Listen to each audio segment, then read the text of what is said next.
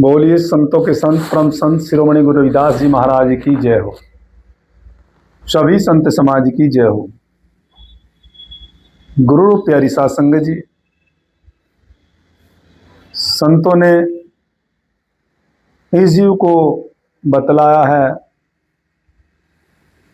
कि संतों की शरणागत जाकर के ये जीव अच्छे गुण विद्यमान कर लेता है, लेकिन दुष्ट की श्रेणी में यदि चला जाता है तो इंसान के अंदर अवगुण ही विद्यमान हो जाते हैं।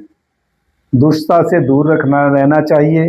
उसी के ऊपर संतों ने प्रमाण दिया है कि यदि साधु होता है उसको जगा करके से प्रश्न वार्तालाप करनी चाहिए ताकि वह आपको सही मार्ग दर्शा सके।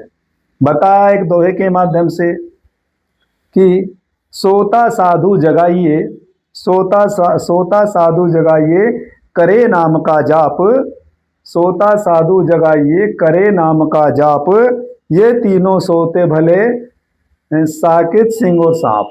गुरु रूप प्यारी साध संगत जी कितनी अच्छी प्रकार से इस जीव को प्रेरणा दी है, इस जीव से दरखास्त की है ताकि ये जीव समझ जाए कि हमें सोते साधु को जगाना चाहिए, क्योंकि वह सतगुरु के नाम का सिमरण, सतगुरु के नाम का जाप, सतगुरु के बताए मार्ग इस जीव को दर्शाते हैं।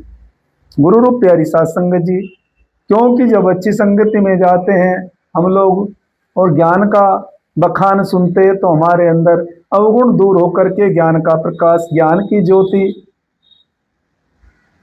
जीवन के लिए यथार्थवादी प्रश्नों का उत्तर हमें प्राप्त हो जाता है। लेकिन हमें दुष्ट की संगति में दुष्ट को नहीं छेड़ना चाहिए, दुष्ट के साथ नहीं जाना चाहिए, क्योंकि जब हम दुष्ट की श्रेणी में चले जाते, जैसे दोहे में बताया है कि ये तीनों सोते भले साकित सिंह और सांप। गुरु रूप प्यारी साध संगत साकित कहा है दुष्ट व्यक्ति को। यदि दुष्ट व्यक्ति से आप कोई भी वार्तालाप करते हैं, बैठते हैं उसके पास, तो दुष्टता का व्यवहार ही आपके साथ करेगा। तीनों को सोने देना चाहिए, इनको छेड़ना नहीं चाहिए। साकित देख लीजिए या सिंह देख लिए, शेर को यदि सोते हुए को जगाए वो आपको खा जाएगा, सांप को यदि आप छोड़ेगा तो वो आपको डस लेगा। तो गुरु रूप प्यारी साध संगत संतों ने यह एग्जाम्पल दिया है कि हमें अच्छी संगति ही विद्यमान करनी चाहिए। यही सत्संग की प्रेरणा हमें अच्छे गुण की ओर ले जाती है, ताकि उन ज्ञान को सुनकर के हम उस ज्ञान के प्रकाश को सुनकर के दूसरे को भी जगा सके। तो गुरु रूप प्यारी साध संगत जी, संतों ने इस जीव को